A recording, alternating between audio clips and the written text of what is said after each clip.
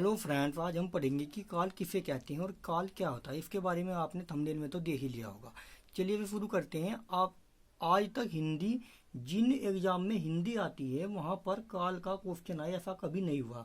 और यूपीएसआई में तो काल का अगर आप टॉपिक अच्छी तरह से कवर करते हैं तो 5 नंबर के क्वेश्चन यहाँ से आते हैं, यानी कि 2 क्वेश्चन काल से ही आते हैं।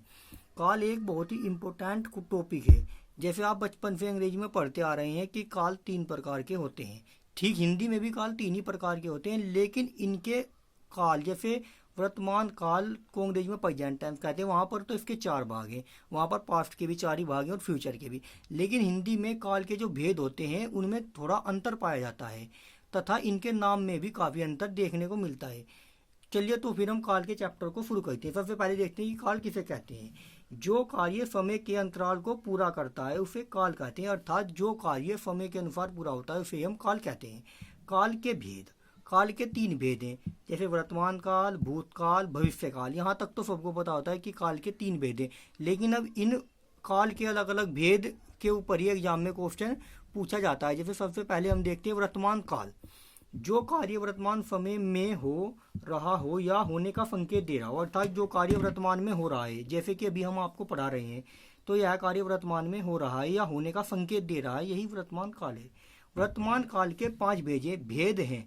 एग्जाम में ऐसा भी पूछा जाता है कि वर्तमान काल के कितने भेद हैं, और ज़्यादातर बच्चे जो अंग्रेजी तो सभी पढ़ते हैं तो वे काल के 4 भेद लगाते हैं, लेकिन इसके 5 भेद हैं। 5 भेद के साथ साथ इनके नाम को भी हमें अच्छी तरह से याद रखना होगा, क्योंकि एग्जाम में कभी कभी इनके नाम के अकॉर्डिंग भी क्वेश्चन पूछा जाता है। नंबर 1 पर सामान्य वर्तमान काल, नंबर 2 पर पूर्ण वर्तमान काल, नंबर 3 पर अपूर्ण या तात्कालिक वर्तमान काल, नंबर 4 पर संदिग्ध वर्तमान काल, नंबर 5 पर संभाव्य वर्तमान काल। जैसे नंबर 1 पर आता है सामान्य वर्तमान काल। जब कोई कार्य रोज या बार बार हो तो ऐसा सामान्य वर्तमान काल में होता है। जैसे गोविंद कपड़े धोता है, यहाँ पर वाक्य से ही पता लगता है कि वह कपड़े धोता है, इसका मतलब वह कपड़े रोज ही धोता है। मीरा पूजा करती है, यहाँ पर भी वाक्य से पता लगता है कि मीरा पूजा करती है। ऐसे वाक्यों में किसी आदत या सामान्यतः किसी काम के पुनरावृत्ति रोज रोज होने की संभावना का नहीं, उसकी निश्चितता का पता चलता है। इसलिए हम यहाँ पर सामान्य वर्तमान काल होता है। अगर कोई भी वाक्य ऐसा आए जिसमें किसी कार्य की निश्चितता या बार बार होने का पता चलता है तो वहाँ पर सामान्य वर्तमान काल ही होगा। नंबर 2 पर आता है पूर्ण वर्तमान काल, जहाँ पर वर्तमान समय का कोई कार्य पूरा होता प्रतीत होता है, यानी कि वह कार्य अभी अभी पूरा हुआ है। जैसे उसने अपना पाठ याद कर लिया है, इस वाक्य से ही पता लगता है कि उसने अपना काम अभी अभी पूरा किया, यानी कि कंप्लीट कर लिया है। तो जब भी किसी वाक्य से कार्य के पूरा होने का बोध हो, जैसे राम बाजार जा चुका है या मोहन दिल्ली से आ चुका है, इस वाक्य से पता लगता है कि यहाँ पर कार्य पूरा हो चुका है, इसलिए यहाँ पर इसका नाम भी पूर्ण वर्तमान काल ही रखा गया है।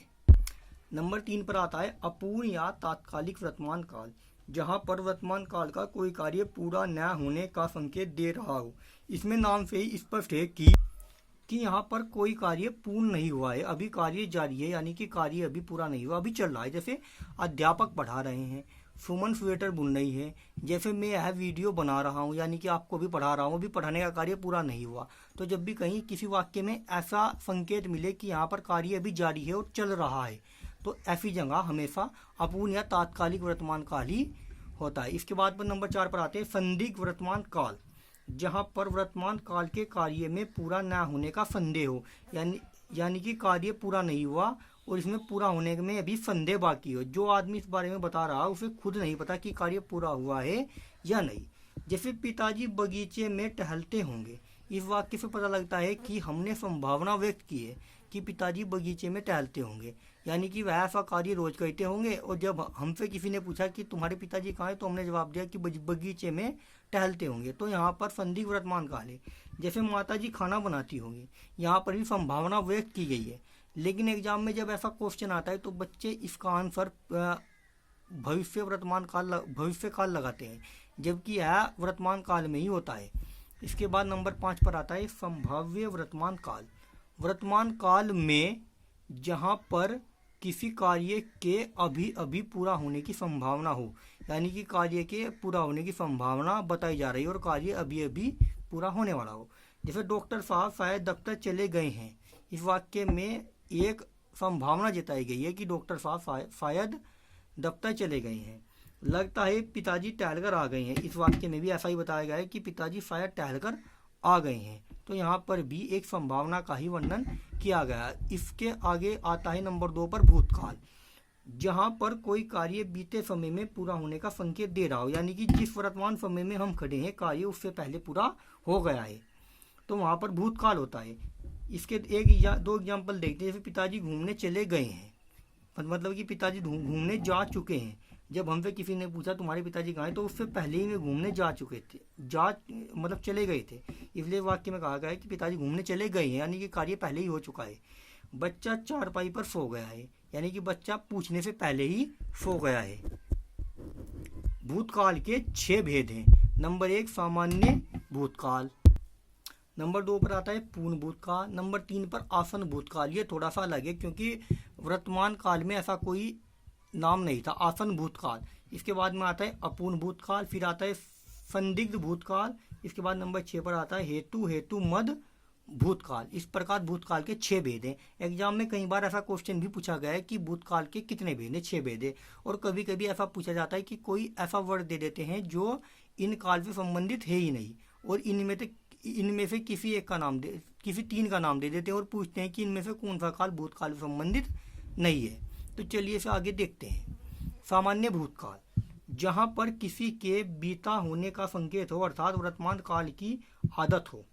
सामान्य भूतकाल में वर्तमान काल में जो आदत थी वह अब खत्म हो चुकी है, और उसके बारे में हम जब भूतकाल में बीती हुई बात के आदत के बारे में बात करेंगे तो ऐसा सामान्य भूतकाल में होता है।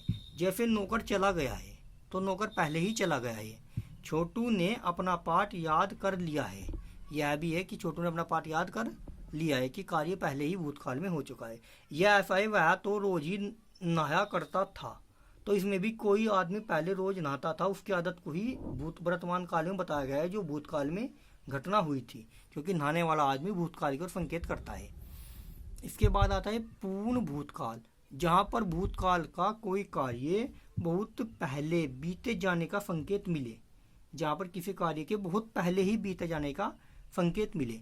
जैसे 15 अगस्त को भारत आज़ाद हुआ, बिल्कुल सही बात है। यह घटना आज से लगभग 60-65 साल पहले हुई थी कि भारत आज़ाद हो चुका था 15 अगस्त को। माता जी ने खाना पहले ही बना चुकी थी, यानी कि माता जी ने खाना पहले ही बना लिया था, बना चुकी थी, तो यह कार्य भी बहुत पहले ही हो चुका था, जो वाक्य यहाँ पर दर्शाता है। इसके बाद नंबर 3 पर आते हैं आसन भूतकाल, जहाँ पर कोई कार्य अभी अभी पूरा हुआ है, यानी कि भूतकाल का कार्य एकदम अभी अभी पूरे हुआ है। जैसे गाड़ी अभी अभी छूट गई है। जैसे ही आप स्टेशन पर पहुंचे और आपने किसी को पूछा गाड़ी कहाँ है, उसने कहा गाड़ी अभी अभी छूटी है या चली गई है, तो कार्य अभी अभी पूरा हुआ है। नंबर 4 पर आता है अपूर्ण भूतकाल, जहाँ पर कोई कार्य अपूर्णता को दिखा रहा हो, वहाँ पर अपूर्ण भूतकाल होता है। यह भी वर्तमान काल की तरह ही होता है, लेकिन इसमें यह कार्य भूतकाल में दिखाया जाता है। जैसे बच्चा घर में खेल रहा था, तो यह कार्य पहले भूतकाल का कार्य वर्तमान में जिसकी बात हम कर रहे हैं। नंबर 2 अध्यापक कक्षा में विज्ञान पढ़ा रहे थे। नंबर 5 पर आता है संदिग्ध भूतकाल, जहाँ पर किसी कार्य के पूरा होने की संदिग्धता हो, यानी कि कार्य पूरा होगा या नहीं होगा ऐसा हम निश्चित रूप से नहीं कह सकते। जैसे छात्र संभवतः कमरे में अपना कार्य कर रहा होगा, यहाँ पर वाक्य में संभावना जताई गई है कि जिसके बारे में बात की गई वह छात्र कमरे में अपना काम कर रहा होगा, लेकिन यहाँ पर हम 100% श्योर नहीं है कि वह कमरे में ही अपना काम कर रहा होगा, वह कमरे से बाहर भी या कहीं और भी हो सकता है। जैसे दूसरे फैन टाइम में नौकर शायद दूध लेकर आया होगा, यहाँ पर भी संभावना का ही वर्णन किया गया है कि नौकर दूध लेकर आया होगा, जबकि हमें पक्का नहीं पता कि दरवाजे पर कोई और भी हो सकता है, नौकर ही नहीं। ठीक है, नंबर 6 पर हम आते हैं हेतु मद भूतकाल, जहाँ पर किसी कार्य पर कोई दूसरा कार्य आश्रित हो। यहाँ पर भूतकाल, जैसे यहाँ पर डेफिनेशन में कहा गया है कि किसी कार्य पर कोई दूसरा कार्य आश्रित हो, भूतकाल की ही किसी घटना पर भूतकाल का ही कोई कार्य जब आश्रित होता है तो वहाँ पर हेतु मद भूतकाल होता है। इसे हम इस तरह समझ सकते हैं, जैसे पिछले वर्ष, यदि पिछले वर्ष आर्थिक मंदी न आई होती तो बेरोजगारी इतनी न बढ़ती, यानी कि पिछले साल की घटना पिछले साल में ही होने वाली कुछ घटनाओं से जुड़ी हुई होती हैं, तो वहाँ पर हेतु मद भूतकाल होता है। नंबर 3 पर हम देखते हैं अगला भविष्य काल। जब कोई कार्य भविष्य में होने वाला हो, जब कोई कार्य भविष्य में होने वाला हो तो वहाँ पर भविष्य काल का संकेत मिलता है, या ऐसा काम भविष्य काल में कोई कार्य पूरा होता हुआ प्रतीत होता है। नौकर कल चला जाएगा, यह कार्य भविष्य काल में होगा क्योंकि नौकर आने वाले कल में ही चला जाएगा। सोहन कल बाजार जाएगा, यहाँ पर भी कार्य भविष्य काल की ओर ही इंगित कर रहा है कि सोहन कल बाजार जाएगा। भविष्य काल के 3 भेद हैं। सामान्य भविष्य काल, नंबर 2 पर संभाव्य भविष्य काल, नंबर 3 पर हेतु मद भविष्य काल। इन तीनों कालों में सबसे कम भेद जो हैं वे भविष्य काल के ही हैं। ठीक है, चलिए इसे आगे देखते हैं कि नंबर 1 पर आता है सामान्य भविष्य काल। जब भविष्य काल में कोई कार्य होने की संभावना हो तो वहाँ पर सामान्य भविष्य काल होता है। जैसे राहुल कल कपड़े धोएगा, यहाँ पर एक सामान्य भविष्य काल है। 1 सप्ताह में परीक्षाएं समाप्त हो जाएंगी, यहाँ पर भी भविष्य काल ही है। 1 महीने के बाद पीएम ईरान जाएंगे, यहाँ पर भी भविष्य काल ही पर का ही संकेत दिया जा रहा है। नंबर 2 पर आता है संभाव्य भविष्य काल। जब किसी कार्य के भविष्य में होने की संभावना हो तो वहाँ पर संभाव्य भविष्य काल होता है। यहाँ पर कोई कार्य भविष्य में ही होने की संभावना होती है। जैसे पिताजी शायद घर पहुँच गए होंगे, यहाँ पर हम अनुमान लगा रहे हैं कि पिताजी शायद घर पहुँच गए होंगे और यह भविष्य काल में ही यह घटना हो रही है। लगता है तेज वर्षा आएगी, या बारिश अब तक नहीं आई लेकिन हम एक अनुमान लगा रहे हैं कि बारिश तेज आएगी। इसके बाद नंबर 3 पर आता है हेतु मद भविष्य काल। हेतु मद वाले 2 काल हैं, ये एक काल भूतकाल में आता है और एक भविष्य काल में। वर्तमान काल में हेतु मद नाम से कोई भी काल नहीं है। इस बात को आपको ध्यान रखना होगा क्योंकि एग्जाम में से क्वेश्चन पूछ लिए जाते हैं। जहाँ पर भविष्य काल के किसी कार्य पर भविष्य काल का ही कोई दूसरा कार्य निर्भर हो, जहाँ यहाँ पर कहा गया है कि भविष्य काल की ही किसी घटना पर भविष्य काल में ही होने वाला कोई कार्य निर्भर हो, जबकि भूतकाल में जब हेतु मद भूतकाल आया था तो वहाँ पर भूतकाल की घटना पर ही कोई भूतकाल की घटना आश्रित थी, लेकिन यहाँ पर भविष्य काल में होने वाली घटना पर ही कोई दूसरी घटना आश्रित है। जैसे वाक्य यदि आप 8 घंटे पढ़ेंगे तो आपको नौकरी जल्दी मिल जाएगी। इसमें पता लगता है कि पहले हमें 8 घंटे रोज पढ़ना पड़ेगा, उसके बाद ही हमें नौकरी मिल जाएगी।